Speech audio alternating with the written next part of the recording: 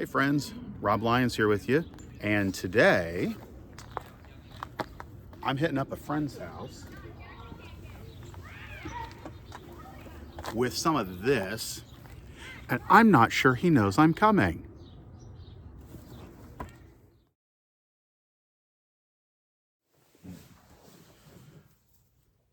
Well, welcome everybody, and I am here with my friend. Hi, I'm Jeff. And we are a pair of absolute space nerds.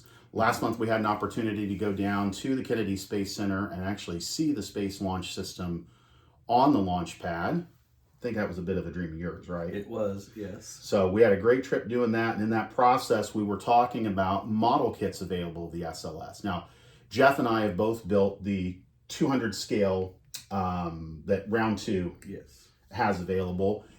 There's a video that I've done that reviews my build of that. You can find it here on the channel. But we are both talking about the 144 kits that are available right now. And I recently happened to cross the Airfix 144 kit. And I thought, well, I'll go ahead and pick it up for him. So we're going to dive into the kit in a few moments. But if you've not caught up on the latest, today, as I'm recording this, I think today's what, the 12th of March. There's been an announcement that the flight readiness review for Artemis 2 has been completed. They're going to be rolling out to the pad, or rolling back out to the pad next week on Wednesday.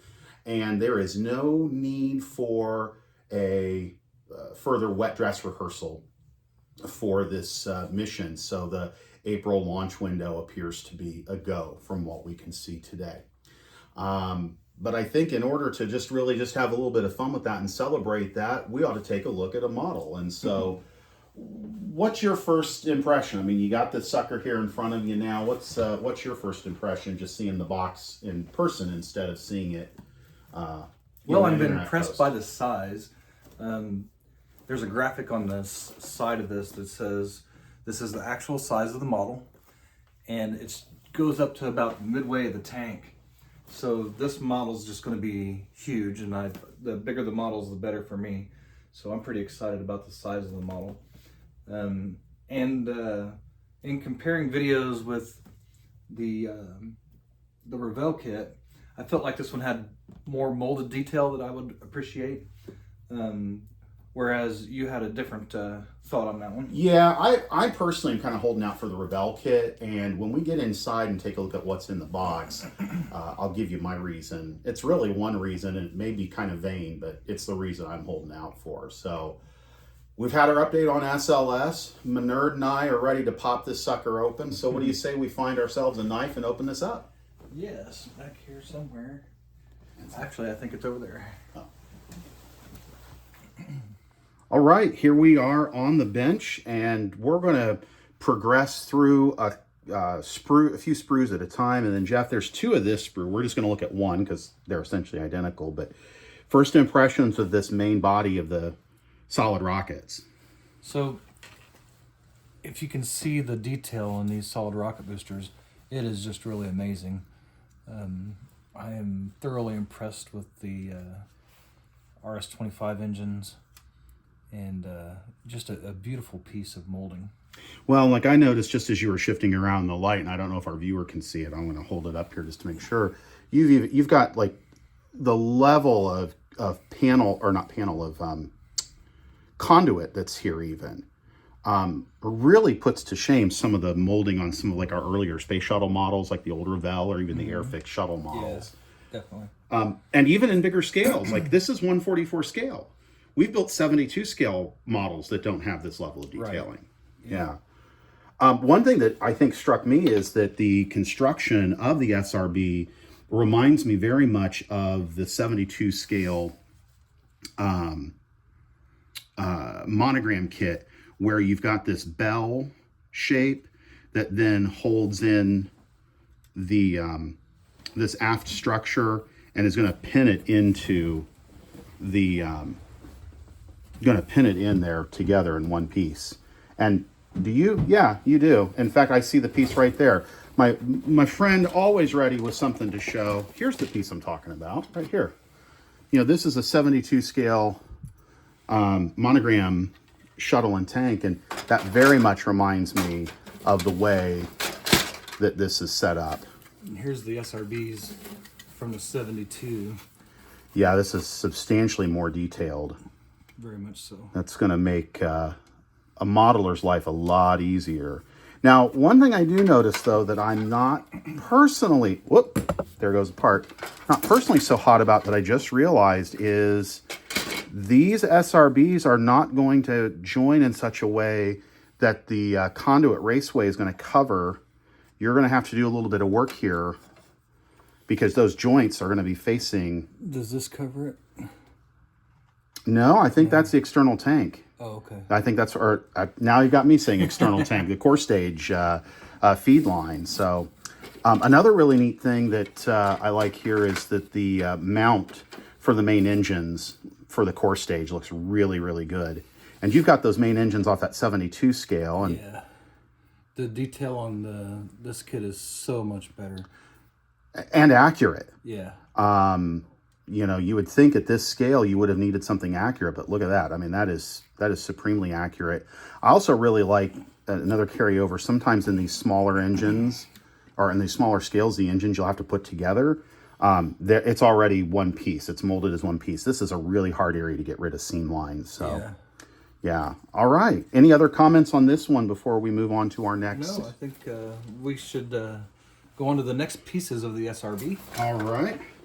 So that also shares space with the core stage. And again, as I mentioned, there's a second sprue that is full for the other SRB.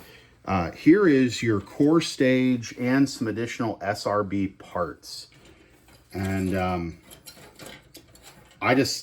the height that this is going to wind up being is impressive. Something I noticed on the core stage here is there's a texture to the core stage to kind of replicate the foam on the core stage. Well, and it's not over exaggerated, which would be a problem at this scale, right?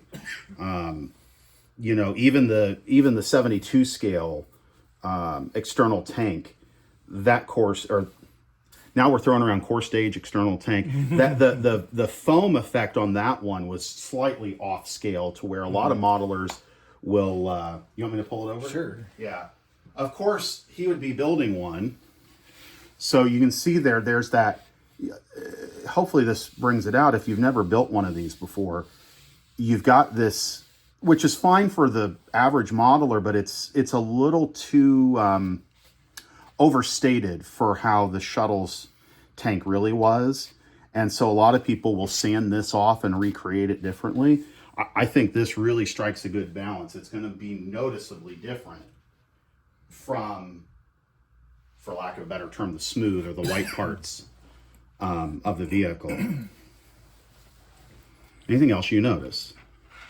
Well, even the bottom of the core stage, they've got detail in the bottom that you're never even going to notice unless you pick this up and look at it, which I think is just great. They did such a good job on this.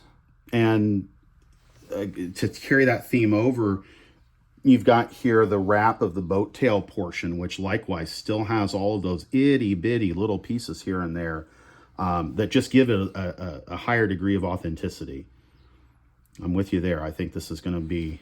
Now, on the round 2 kit, they didn't have all these connection points on the core stage itself. It was on the... This really looks nice. Yeah, the way they handled that on the round 2 kit was simplified to an extent. And at that scale, it made it hard to paint. And this will be, you know, if you really, really, really want to achieve a perfect look, you're going to want to mask each one of these off and airbrush and whatever. But it's a more manageable job on this one because the areas are big enough that you can do that. It might be tedious, but you can do it. Yeah.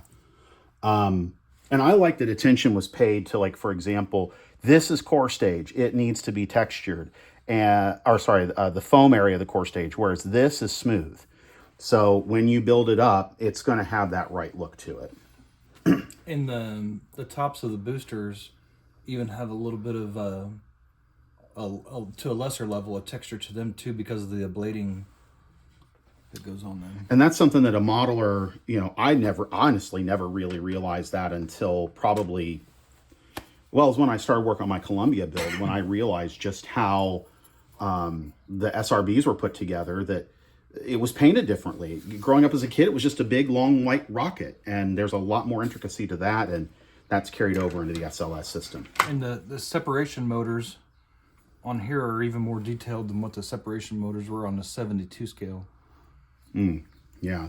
And to some extent, the 72 scale feels a little over-textured in some respects, whereas in this scale, I think this feels very respectful in terms of like the visual orientation of those details. All right. Any other last thoughts on this one before we move on to the sprue with the Orion spacecraft and everything else? Nope, I don't think so. All right. All right, we'll take that out of the way. And we'll move over to the crown, if you will, of this kit, where all the fiddly bits, I think, reside. And so we have here, obviously, we have your... we have the shroud. I think that's the fair way to phrase this. We have the shroud.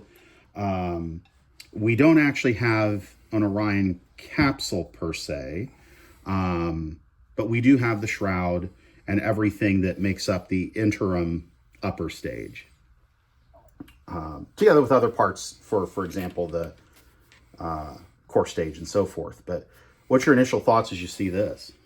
Just wow. Look at the ribbing on this. And I will say, I think tank detail. round 2 did a very good job carrying that over, but the round 2 kit had no internal detail whatsoever. It was not meant to be taken apart. Just beautiful.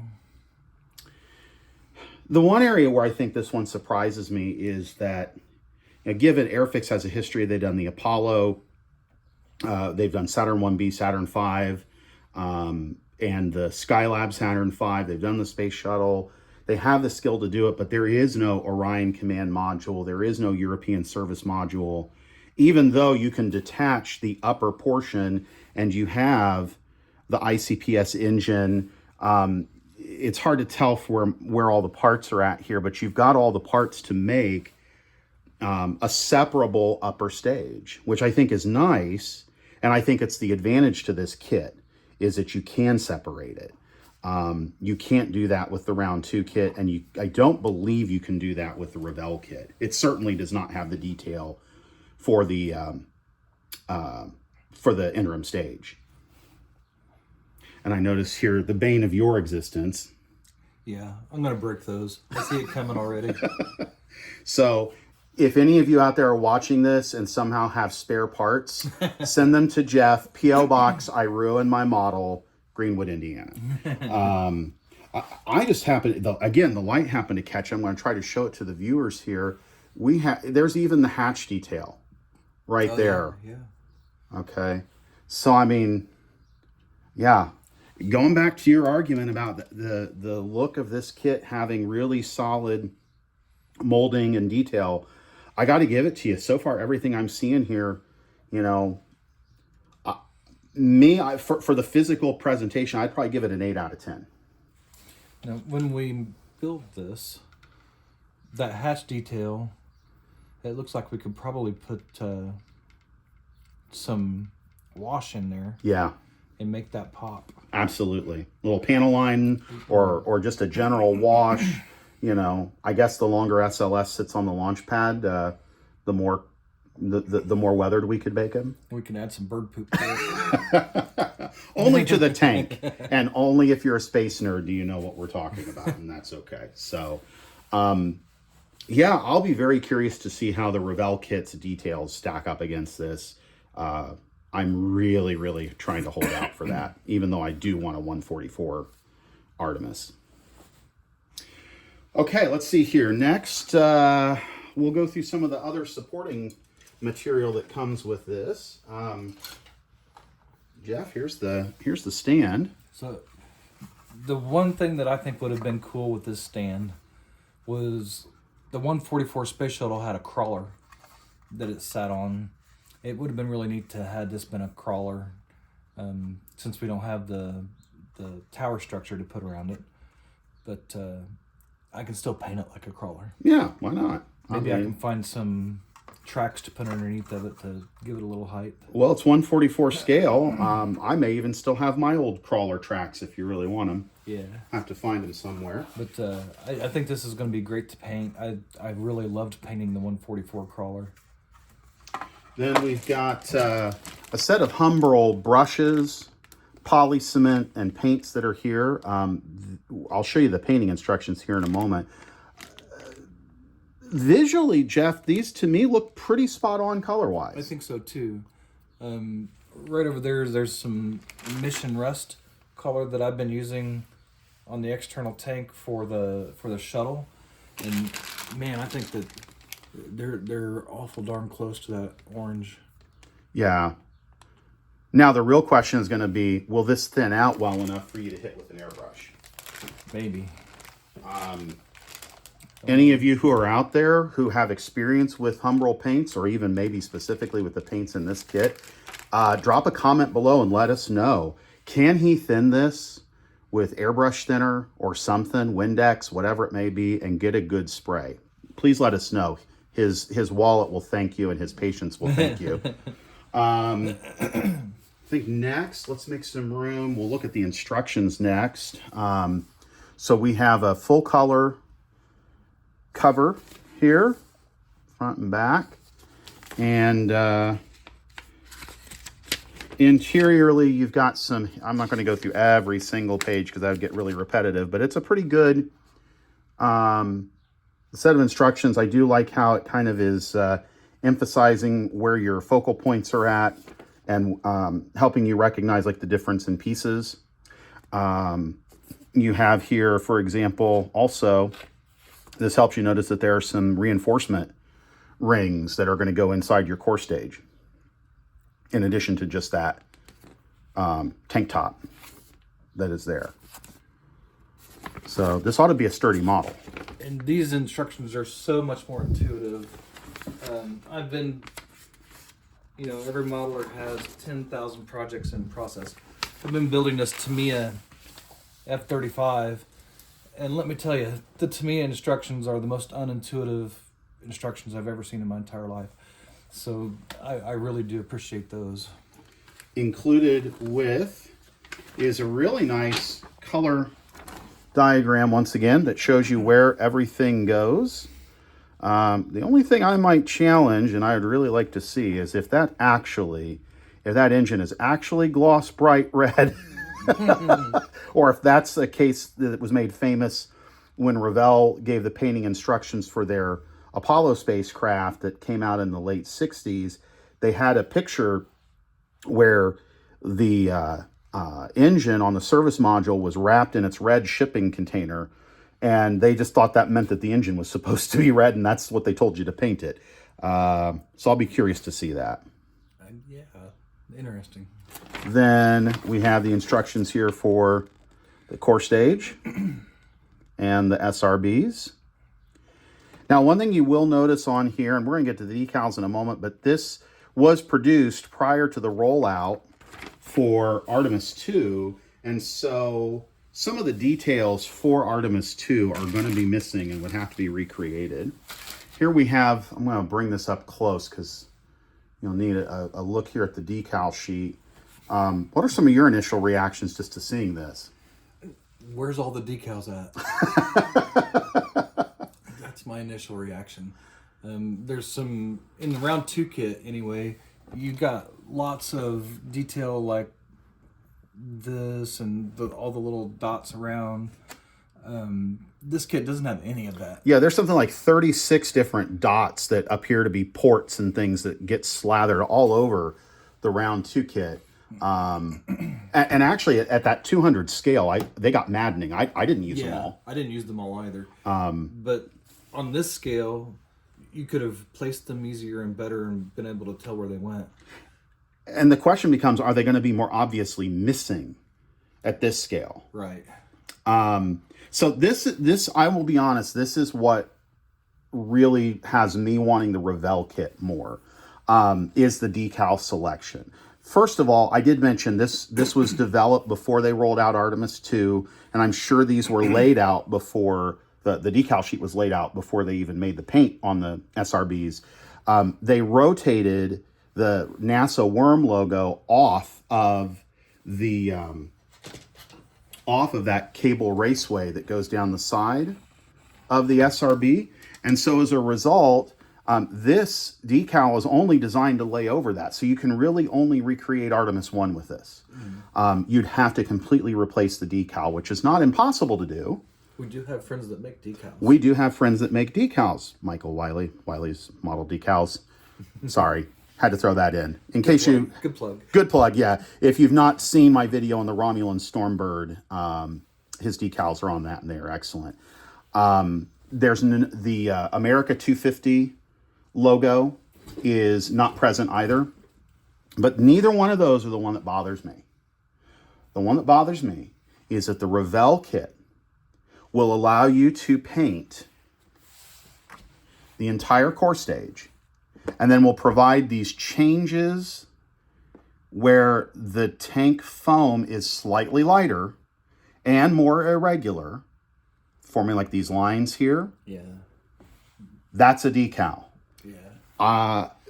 I painted this on my 200 scale. It's fine, but it does not have that subtlety that the actual rocket and that the image here has. Now, I will say I did see an announcement that I believe the name is Indicals. They are doing an Artemis set that may include that as well, so that if you decide you're frustrated with these decals, you might be able to do that. One other thing I found was strange is you've got this Artemis, this is for the display. So there's a spot here on the display where you can lay this decal. I want a NASA logo there, not an Airfix one. It's nice that it's got all kinds of little data about height and payload and weight and speed, but put me a NASA logo there. So I think I would be changing that if I was building this one. Yeah, but that's me, and you know me. It's weird. My friend Jeff, he was very much, it'll get built the way it gets built, right? Yeah. When it comes to spaceships, if they're science fiction, I'm going to build them my way. But when I build actual spacecraft, I want them to look the exact way I remember seeing them. So we're a little bit different on that. Yeah. All right. Any other final thoughts on this decal sheet? Nope. All right. Well, let's wrap this up in just a moment here. All right. So, Jeff, any final thoughts? Now, it's in your possession. You've got it in your hands. What are your final thoughts? I need another kit to build. Yeah. Yes, you do. I have 4 in process. So now this is going to, well, okay, more than 4. He has more than 4 in process, trust me. 4 that I'm actively in process on. So we're just going to add another one because I'm anxious to do it. Now, what do you say? Here's another thought. I really want to get that Revell one. I'm not going to wait any later than Wonderfest. I'm hoping that our friend Steve at Cult TV Man can get me one of the Revell kits imported. What if we put a pin in it, and if I get one at Wonderfest, we build them together and come back and do the same things at the same time. Work on the SRBs at the same time, compare how they turn out, etc. And then maybe just do a little bit of a build off and talk about it. All right, I think that sounds great. I just relieved him of having to do that while he's working on a 172 space shuttle and a 1350 Enterprise and a bunch of... Hey, Jeff, speaking of a 1350 Enterprise, I have a question for you. Yes. Did you foolishly lay down some cash for something in 1350 scale that's named Enterprise? I did 18 months ago. 18 months ago. So this is more than a baby. It is. This is 2 babies. This is 2 babies. It literally. And do you want to tell them what it is? The Tomy Plus Refit Enterprise. Mine has not shipped yet. There have been several that have shipped and people have them in their possession.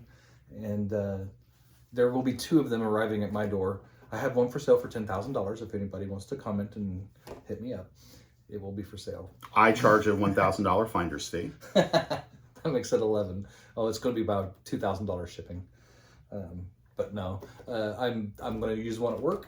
I'm very anxious to display it there, and then I got to find a place here to display the other one. So I have a question for you then. What do you say when that shows up that would you be open to me coming back over and giving the viewers on the channel an opportunity to 100%. All right, so you heard it here first. Jeff is going to share custody of his 1/350 scale Tomy refit with me, right? That is not what I said. Oh, okay.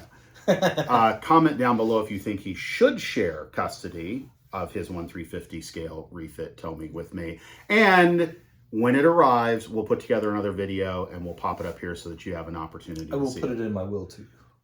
He'll put it in his will. Okay, well, then you've got to go first. All right. I am older. Jeff, thanks for being on the channel.